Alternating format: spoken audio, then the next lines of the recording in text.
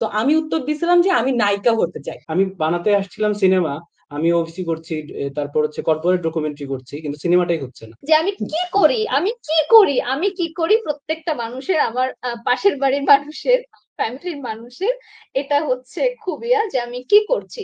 ওটিটিতে এখন যেই ধরনের একদম কিছু সিন্ডিকেট বেস মানুষ, মানে কিছু একটা সিন্ডিকেটের হাতে চলে যাচ্ছে, আর কিছু হচ্ছে ফর্মুলা বেস কিছু কাজ চলছে। যে তোমার সিনেমা তো কেউ দেখায় না, তোমার সিনেমা নিয়েছি, এইটাই তো তোমার জন্য হচ্ছে একটা কিছু এক্সিবিশন যারা করে তারা কিন্তু, গ্যালারি মালিকরা কিন্তু স্টুডিওতে যায়। আমাদের এখানে গল্পটা একেবারে উল্টা। নাই আমরা সবাই জানি, এবং এই যে নাই আপনি যে কথাটা বলতেছেন, এই রকম আলাপ অসংখ্য বার হয়েছে যে সরকার সিনেমা হল নাই, হ্যান নাই, ত্যান নাই।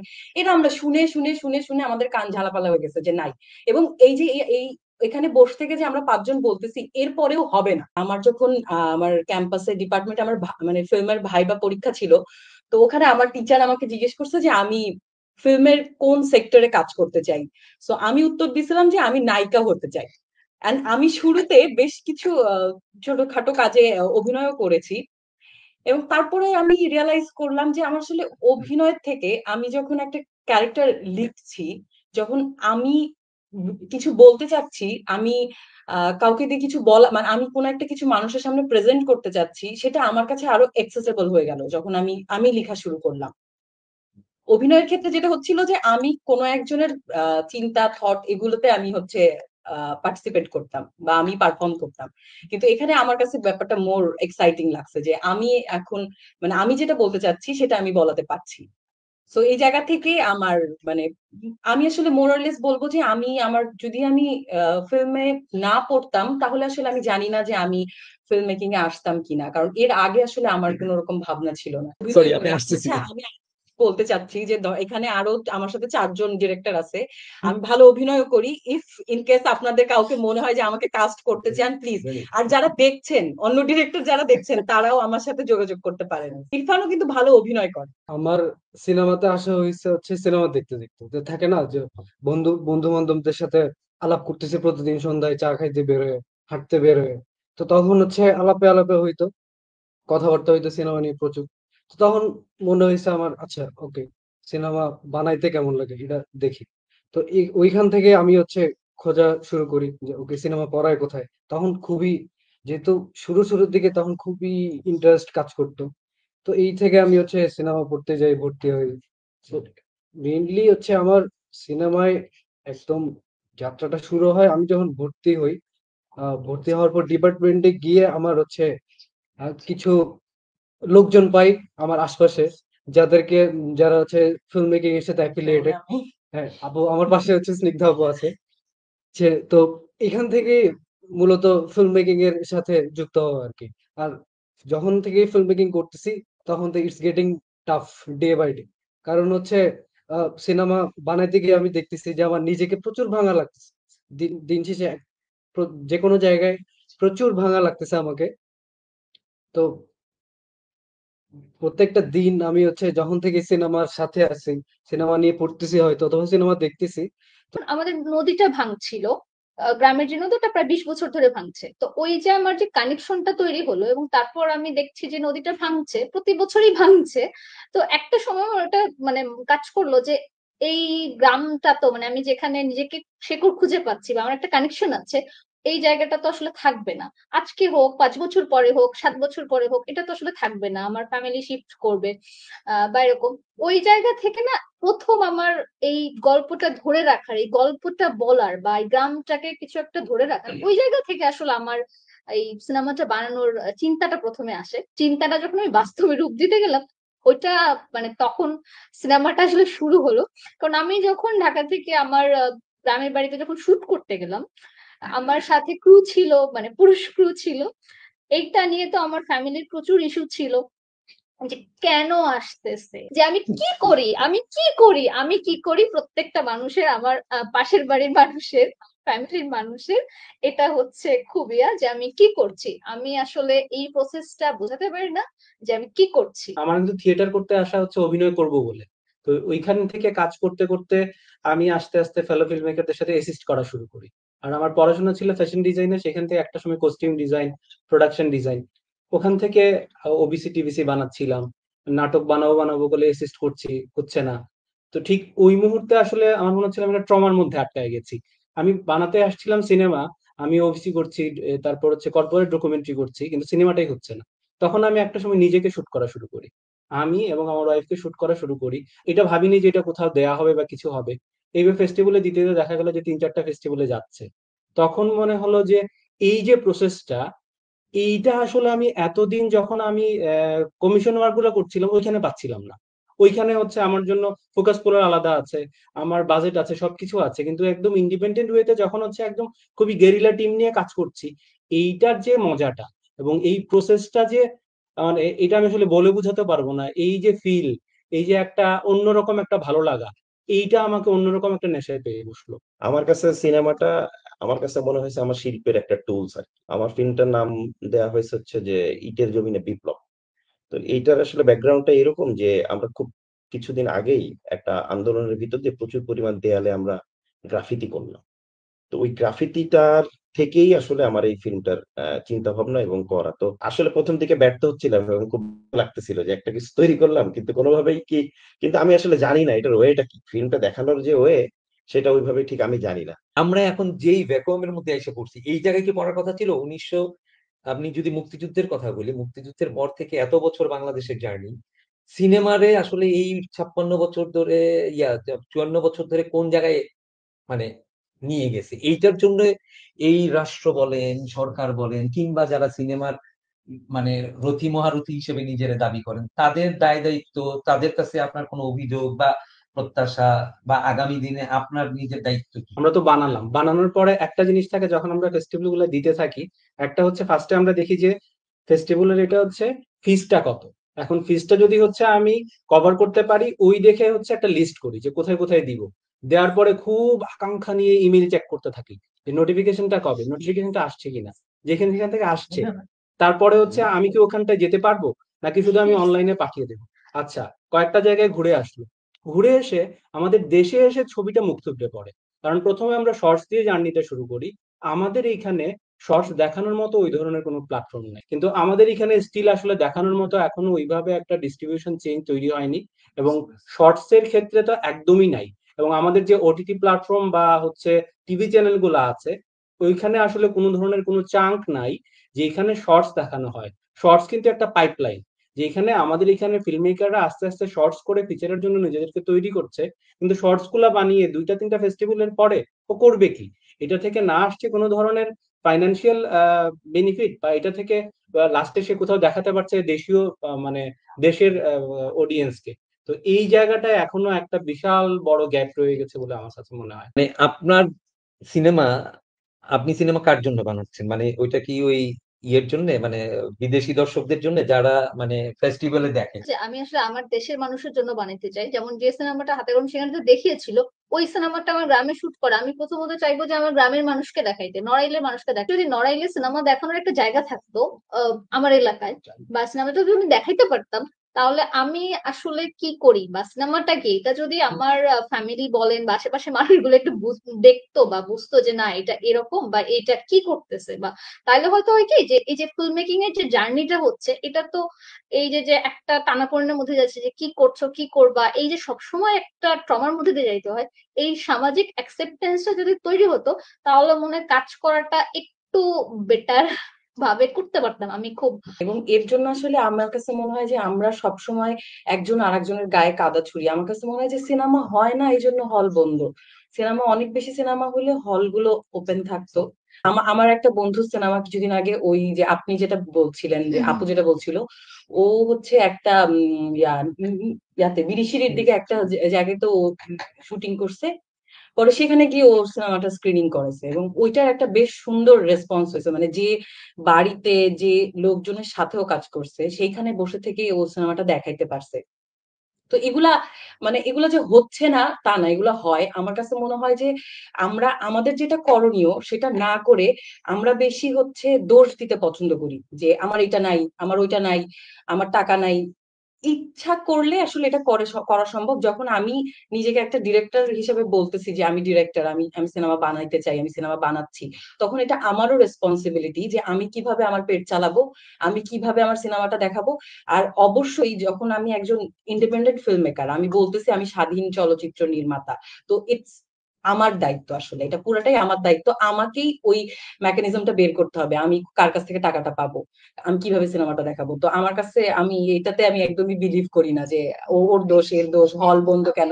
আমার মনে হয় কি সিনেমা একটা প্যারামিটারে আমরা দাঁড় করাই ফেলছি আমাদের জনগণের কাছে।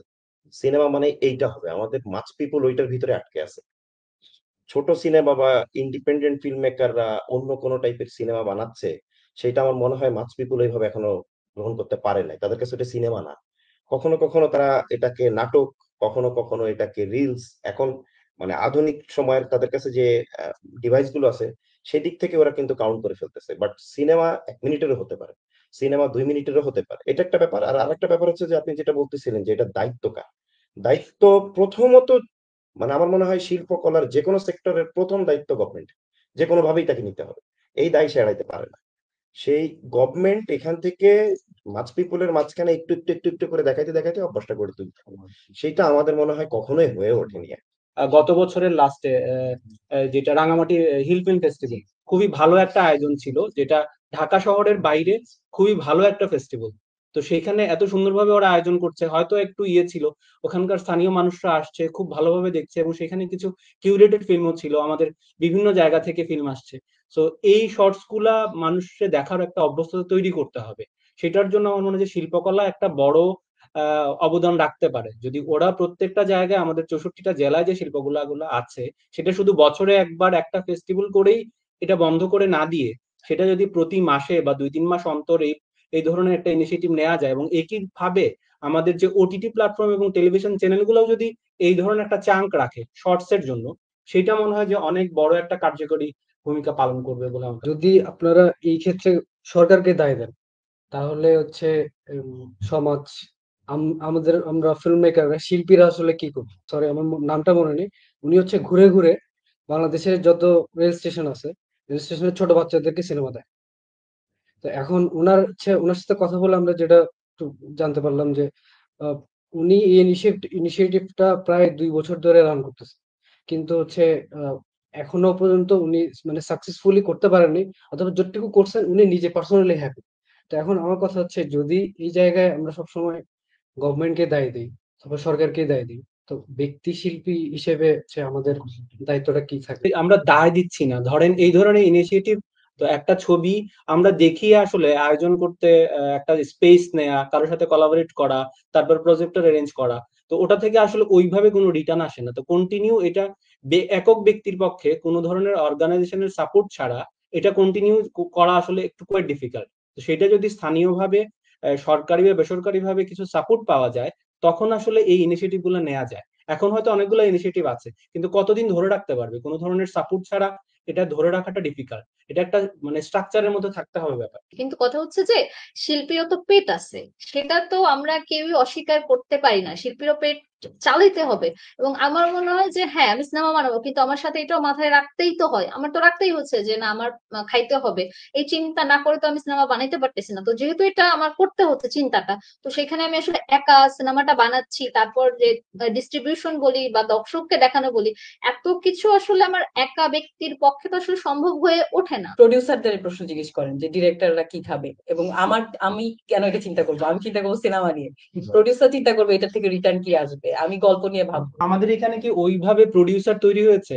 আমরা এখানে প্রডিউসার বলতে বুঝি ইনভেস্টর, যে সে টাকা দিচ্ছে, কিন্তু এখন আসলে ইন্টারন্যাশনালি প্রডিউসার বলতে যা বোঝানো হয়, এখন হয়তো বুসান থেকে, স্যার এফটিআই থেকে অনেকে পড়াশোনা করে এসে কিছু এলুমনাইরা কাজ করছে, এবং যেটার রেজাল্ট আমরা কয়দিন আগেই দেখলাম, যেটা হচ্ছে আদনান আল রাজীবের যে ছবিটা গেল, যেটা হচ্ছে তানভীর ভাইয়ের একটা বড় অবদান ছিল, সে বুসান থেকে আসার পরেই আসলে এই জায়গাটা মানে একটা অন্য জায়গায় চলে গেল।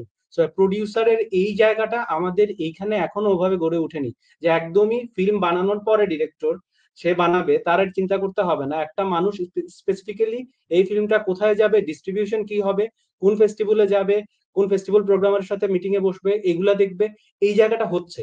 তো সেইটা যতদিন পর্যন্ত ভালোভাবে আমাদের এখানে না দাঁড়াবে, ততদিন পর্যন্ত আসলে এই যে একটা গ্যাপ এবং এই যে একটা ডিলেমা, এটা চলতেই থাকবে বলে আমার কাছে মনে হয়। যে কোনো বড় প্রদর্শনী যখন হয় সেটা শিল্পকলা বেস করেই হয় এবং একটা রাজধানীর ভিতরেই ওই শিল্পকলাটার ভিতরেই আটকে থাকে। তো এইটাকে কখনো কি আমরা বাইরে নিয়ে যাই কিনা এবং সেই দায়িত্বটা আমি ব্যক্তিগতভাবে কতটুকু একা পালন করতে পারবো। আমার মনে হয় সেই দায়িত্বটা রাষ্ট্র যখন নেবে তখন রাষ্ট্রের কিন্তু একটা ওইটার একটা সেট আপ আছে, একটা কাঠামোগত ব্যাপার আছে। সেইটা যে সেটা যেভাবে যাবে আমি ব্যক্তিগতভাবে কিন্তু খুব অল্প জায়গার ভিতরেই সেটা হয়তো বা সার্ভ করতে পারবো এবং আমি যখন সার্ভ করবো শুধুমাত্র আমার ব্যক্তি কেন্দ্রিক আমার বন্ধু বান্ধব বা যে অঞ্চলগুলো আছে এর বাইরে আমি চিন্তা করবো না। কিন্তু যেটা দেখা যায় সেটা হচ্ছে রাষ্ট্রের কাছে যখন আপনি যাবেন তখন তারা হচ্ছে এজেন্ডা সেট করে দেয় এবং হচ্ছে শুরুতে হয়তো আপনি পাবেন না, কিন্তু দিনে দিনে দিনে দিনে এজেন্ডা সেট মানে তারা এজেন্ডা সেট করবে এবং আপনি এজ এ ফিল্ম মেকার যেটা চাচ্ছেন সেটা হয়তো আপনি পাবেন ঠিকই, কিন্তু একটা সময় গিয়ে আপনার হচ্ছে একটা বাউন্ডারির মধ্যে আটকাই যেতে হবে। তখন গিয়ে কিন্তু আবার আপনি আবার ফিল্ম মেকার হিসেবে প্রশ্ন করবেন, না আমি তো বাউন্ডারির মধ্যে থাকতে চাই না। নির্ভরশীলতার কথা বলা হচ্ছে না, একটা ন্যূনতম স্ট্রাকচার থাকতে হবে। ফিল্মের জন্য যদি ন্যূনতম একটা স্ট্রাকচার না থাকে, আপনি আমি কতবার আসলে এই ইনিশিয়েটিভ গুলা নিয়ে পার্সোনাল উদ্যোগে জিনিসগুলো চালাবো? একটা স্ট্রাকচার থাকতে হবে। তো সেই স্ট্রাকচার না থাকলে তো আসলে জিনিসটা দাঁড়ায় না। সে হলগুলো আমাদের বন্ধ, সিঙ্গেল স্ক্রিন বন্ধ হয়ে যাচ্ছে একটার পর একটা, মাল্টিপ্লেক্স চলছে হচ্ছে শুধু বড় বড় শহরগুলায়। তাহলে ফিল্মটা দেখবে কোথায়? ওটিটিতে এখন যেই ধরনের একদম কিছু সিন্ডিকেট বেস মানুষ, মানে কিছু একটা সিন্ডিকেটের হাতে চলে যাচ্ছে, আর কিছু হচ্ছে ফর্মুলা বেসড কিছু কাজ চলছে। হ্যাঁ, কিছু ফর্মুলা, এই ফর্মুলা ধরে হয় আপনার হচ্ছে ভায়োলেন্স থাকতে হবে। আমরা যারা ইন্ডিপেন্ডেন্ট ওয়েতে যেই কাজগুলা করি, এখন এই কাজগুলা তো ওই ফর্মুলা মেনে হয় না। ওটিটি যদি সে চাঙ্ক হিসাবেও কিনতে চায়, একসাথে সে 8টা কি 10টা শর্টস নিয়ে যাবে। তো যেটা হচ্ছে একটু আগে ইরফান বলছিলেন, ও কিন্তু একটা স্ট্রাকচার করে দিচ্ছে। ও কিন্তু সরকার না, ও রাষ্ট্র কাঠামো না, অলরেডি একটা স্ট্রাকচার করে দিচ্ছে। আপনার এইভাবে সিনেমা বানালে আমরা আপনার এখানে দেখাবো, এই ফরম্যাট আপনি যদি না পড়েন আমরা দেখাতে পারবো না। শর্টস এর কথা যদি তোলে, খুব রিসেন্ট ঘটনা যে তারা ওটিটিতে তাদের থেকে সিনেমাটা নিয়েছে, নেওয়ার পরে তাদেরকে পেমেন্ট দেয়নি। কোন ওটিটি সেটা বলছি না, কিন্তু তারা পেমেন্টটা দেয়নি। মানে ব্যাপারটা এরকম, তারা এরকম একটা অ্যাটিটিউড দেখাচ্ছে যে তোমার সিনেমা তো কেউ দেখায় না, তোমার সিনেমা নিয়েছি, এইটাই তো তোমার জন্য হচ্ছে একটা কিছু এইটা কিন্তু এসছে আমাদের এখানে যে নাটকের অভ্যস্ততা, মানে কিছু হাউস বেস কাজগুলো যখন করা হয়, সে ডিরেক্টর হচ্ছে পেমেন্ট দিয়ে রেখে দেয়। ডিরেক্টরকে একটা নির্দিষ্ট অঙ্কের টাকা দেওয়া হয় যে তুমি 5টা নাটক বানাও, তারপর তোমাকে টাকা দেওয়া হবে। আর প্রত্যেকটা আর্টিস্ট হচ্ছে সে মান্থলি বেসিসে টাকা দেয়। সেম সিস্টেমটা, যেই কারণে আমরা নাটক থেকে এখনো সিনেমায় মানে যাইতে পারিনি। সিনেমার যে প্রসেসটা, সিনেমার যে প্রক্রিয়াটা, এটা কিন্তু একদমই ডিফারেন্ট। কিন্তু ওটিটি তারাই চালাচ্ছে যারা আসলে নাটকের চর্চাটা এতদিন ধরে টিভিতে করে আসছেন, ওই অংশটাই এখন ওটিটিতে গিয়ে সেম প্রক্রিয়াটার চর্চা করছে। তো আমি যেটা বলবো সেটা হচ্ছে যে এই যে সিন্ডিকেট ব্যাপারটা, এটা তো অবশ্যই আছে। সিন্ডিকেট হচ্ছে পুরোটাই আমাদের ওটিটিটাকে একদম গ্রাব করে রেখেছে।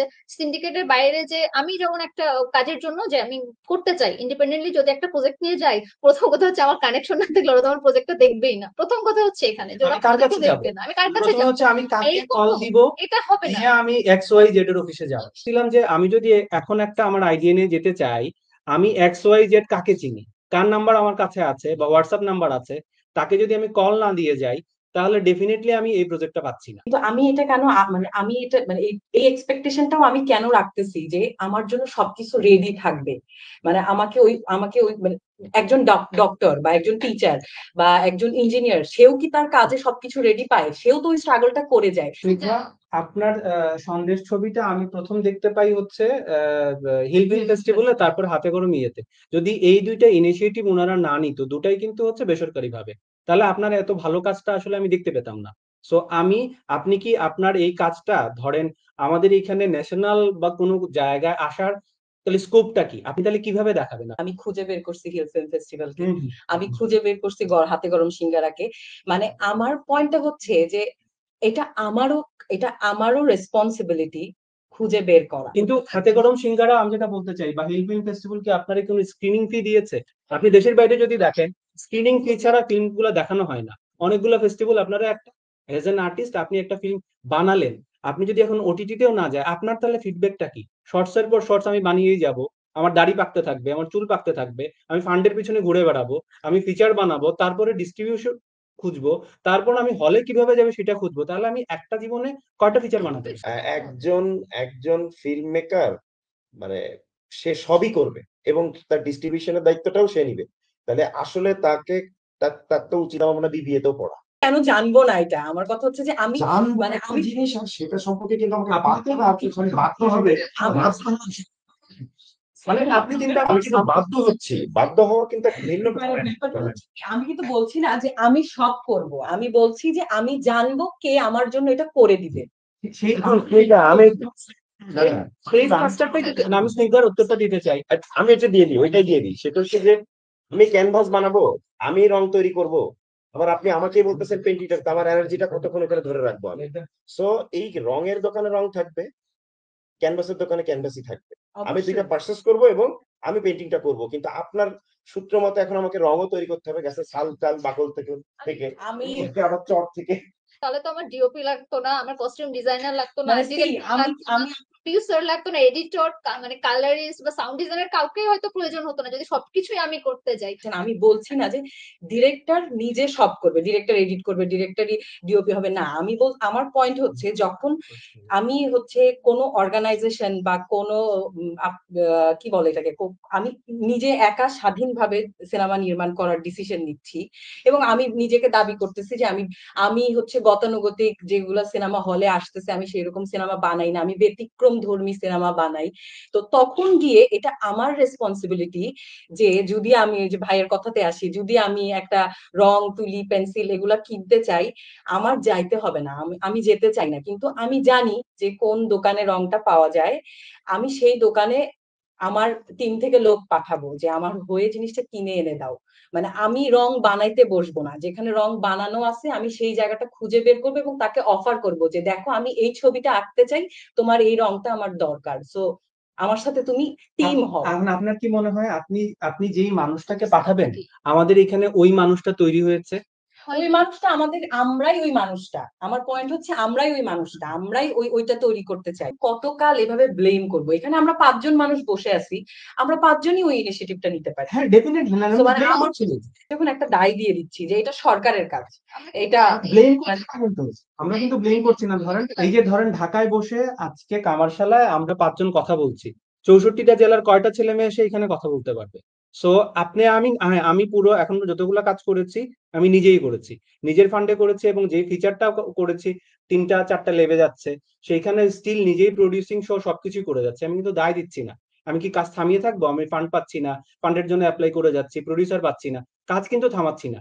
কিন্তু সেটা আমি হচ্ছে আমরা ঢাকায় গত 20-25 বছর এখানে বড় হওয়া, থাকা খাওয়া সবকিছুর কারণে আমাদের মধ্যে এই জায়গাটা তৈরি হয়েছে।